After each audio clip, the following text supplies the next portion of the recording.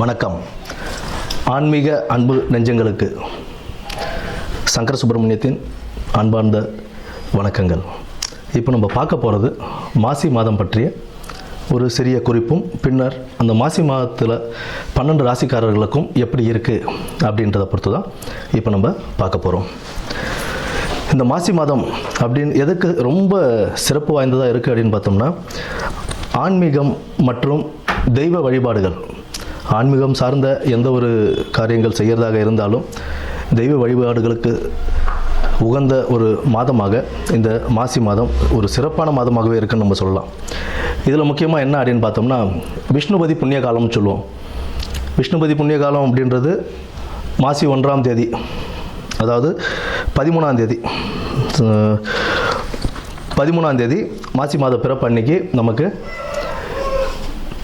பின்னிரவு, அதாவது விடியற்காலை அந்த 1:30 மணின்னு சொல்லுவோம் இல்லைங்களா, 1:30 மணிலேருந்து காலை 10:30 மணிக்குள்ளே விஷ்ணு பகவானை நம்ம வழிபடுறதுனால அந்த நேரத்தில் நம்ம வழிபடும் போது நம்மளுடைய 7 ஜென்ம பாவங்களும் தீரும் அப்படின்றது ஒரு நம்பிக்கையாகவே இருக்குது. நமக்கு மேற்படி செல்வ வளமும் எல்லாமே நமக்கு கிடைக்கும் அப்படின்ற ஒரு இதுவும் உண்டு.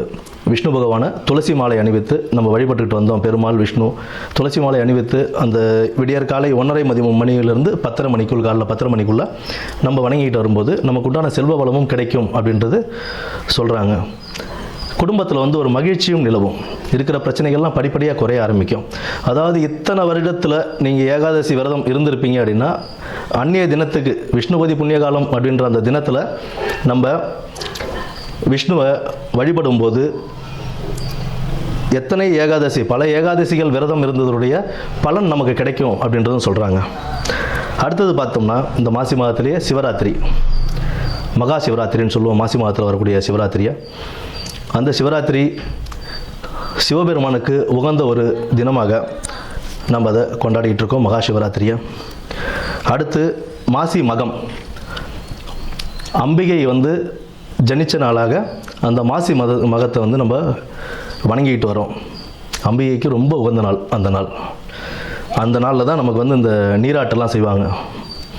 கடலில் போய் குளிச்சுட்டு வர்றது, இந்த மாதத்தில் அதெல்லாம் செய்யும்போது கடலில் குளிக்கிறது, ஆன்மீக ஸ்தலங்களுக்கு போயிட்டு வர்றது, இதெல்லாம் ஒரு பெரிய புண்ணியத்தையே தரக்கூடிய ஒரு மாதமாக இந்த மாசி மாதம் அவ்வளோ சிறப்பு வாய்ந்த மாதமாகவே இருக்குது. இந்த மாசி மாதத்தில் பெண்கள், திருமணமான பெண்கள் தாலி பிரித்து கோத்தாங்க அப்படின்னா அவ்வளோ விசேஷம்.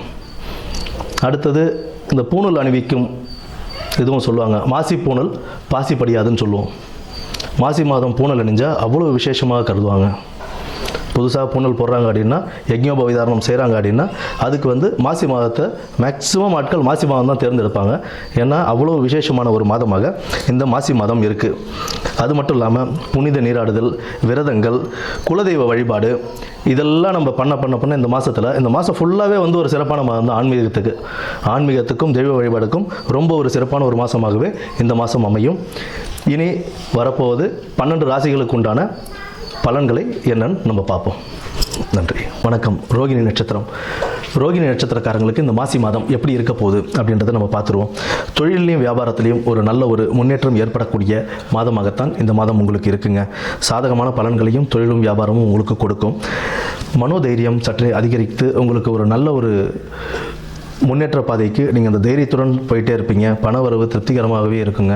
வரக்கூடிய பணத்தை வீண் விரயம் செய்யாமல், அதாவது தேவையில்லாத வேண்டாத செலவுகள் செய்யாமல் அதை சேமித்து வைக்கக்கூடிய ஒரு நல்ல ஒரு இதுக்கு போங்க.